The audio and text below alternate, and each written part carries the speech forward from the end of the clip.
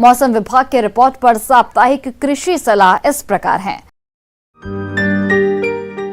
ग्रामीण कृषि मौसम सेवा, भारत मौसम विज्ञान विभाग, श्री कर्ण नरेंद्र कृषि विश्वविद्यालय जोबनेर द्वारा भेजे गए मौसम पूर्वानुमान रिपोर्ट के आधार पर जिला सीकर और इसे लगे जिलों के किसान भाइयों को सलाह दी जाती है कि इन क्षेत्रों में आज कहीं कहीं छिटपुट वर्षा हो सकती है। शेष 4 दिनों के दौरान वर्षा की कोई संभावना नहीं है। इन 5 दिनों के दौरान अधिकतम तापमान 30 से 34 डिग्री सेल्सियस और न्यूनतम तापमान 18 से 21 डिग्री सेल्सियस रहने का अनुमान है। अधिकतम सापेक्षिक आर्द्रता 32 से 73% और न्यूनतम सापेक्षिक आर्द्रता 13 से 44% रहने का अनुमान है। हवा की गति 8 से 10 किलोमीटर प्रति घंटे की रफ्तार से चलेगी। ऐसे में इन क्षेत्रों के किसान भाइयों को सलाह दी जाती है कि अगेती रबी फसलों की तैयारी के लिए खेत की जुताई करने के तुरंत बाद पाटा अवश्य चलाएं ताकि मिट्टी में नमी का ह्रास न हो। किसानों को सलाह दी जाती है कि बाजरे की अगेती बोई गई फसल को परिपक्वता के समय काटकर सुरक्षित स्थान पर रखें। बारानी तारामीरा की बुआई के लिए खेत की तैयारी शुरू की जा सकती है। किसानों को सलाह दी जाती है कि वे फसलों की बुआई के लिए प्रमाणित बीज, उर्वरक और रसायन पहले ही खरीद लें। मिर्च और टमाटर की फसल में विषाणु रोग से ग्रसित पौधों को उखाड़कर जमीन में गाड़ दें। यदि प्रकोप अधिक है तो इमिडाक्लोप्रिड 17.8 SL की 0.3 मिलीलीटर मात्रा प्रति लीटर पानी के हिसाब से घोल बनाकर छिड़काव करें। छिड़काव आसमान साफ होने पर ही करें।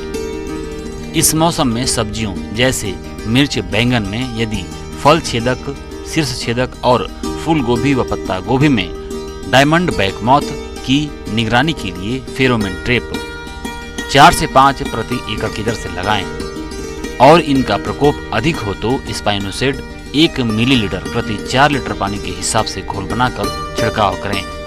छिड़काव आसमान साफ होने पर ही करें। पशुओं में टीकाकरण करवाएं। नाक बहने और बुखार होने पर पशु चिकित्सक से परामर्श लें। सामान्य सलाह, किसान भाई प्रकाश प्रपंच यानी लाइट ट्रैप का भी इस्तेमाल कर सकते हैं। इसके लिए प्लास्टिक के टब या किसी बड़े बर्तन में पानी और कीटनाशक मिलाकर एक बल्ब जलाकर रात में खेत के बीच में रख दें।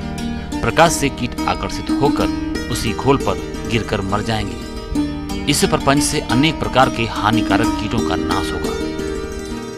इस मौसम में किसान भाई अपने खेतों की नियमित निगरानी करते रहें। यदि फसलों व सब्जियों में सफेद मक्खी या रस चूसक कीटों का प्रकोप दिखाई दे तो नीम के तेल की 5 मिलीलीटर मात्रा प्रति लीटर पानी के हिसाब से घोल बनाकर छिड़काव करें।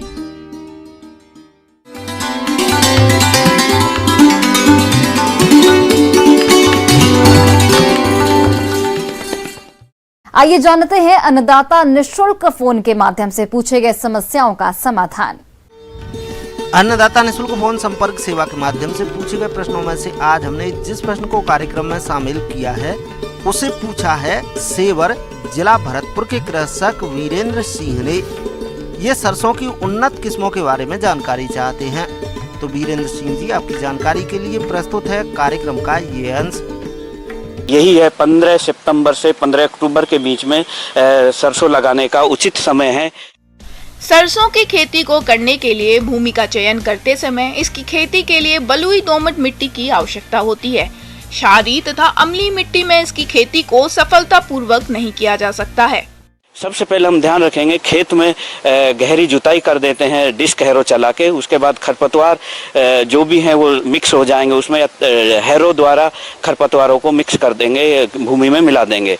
इसके लिए 40 kg यूरिया और 50 kg DAP और 20 kg पोटास की जरूरत होती है। इसी के साथ जब, क्योंकि तिलहन फसल में जो सबसे ज़्यादा आवश्यकता होती है वो है सल्फर की, तो इसकी खेती के लिए सरसों के लिए सल्फर बहुत आवश्यक है, जो तेल की मात्रा बढ़ाता है और दानों की गुणवत्ता बढ़ाता है। तो 25 kg सल्फर प्रति हेक्टेयर देनी चाहिए, जिससे हमारा जर्मिनेशन अच्छा होगा, पौधा ताकतवर होगा और उसमें जब फली बनेगा उस टाइम फलियों की साइज और बीज उचित समय पर बनेगा।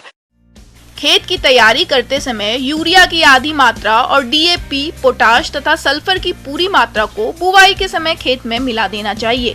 इसके बाद फसल में एक सिंचाई करने के बाद शेष बची यूरिया की आधी मात्रा का प्रयोग करना चाहिए। इसमें जो हम प्रभेदों का चुनाव करेंगे उसमें हम सबसे पहले लेते हैं DRMR 150-35। ये सरसों अनुसंधान निदेशालय भरतपुर से निकला हुआ है। अच्छा उत्पादन है। जहाँ पर सिंचाई की व्यवस्था है उन एरिया के लिए ये उपयुक्त है। बुआई के लिए हम जो भी है, क्योंकि दो तरीके से बुआते हैं। एक तो सीड ड्रिल से, जो खाद बीज 2 ड्रॉवर वाली होती है, एक जीरो टिलेज से। तो ये देख लीजिए, यदि खाली खेत है उसके बाद हम सीड ड्रिल से या जीरो टिलेज से 4 kg बीज प्रति हेक्टेयर की दर से उपयोग में लेते हैं। जो प्री खरपतवार है, पोस्ट खरपतवार नाशी है, उसमें पेंडीमेथालिन 8 से 10 ml दवा को 1 लीटर पानी में घोल के पहले बुआई से पहले खरपतवार को नष्ट कर दीजिए इस दवाई का स्प्रे करके। इसके अलावा जब हमारी फसल 55 दिन की हो जाती है, फूल आने से जस्ट पहले उसमें एक सिंचाई की आवश्यकता होती है। एक सिंचाई, हल्की सिंचाई दें, क्योंकि पानी भरा नहीं रहना चाहिए, जिससे ज़्यादा पानी ठहर गया जड़ों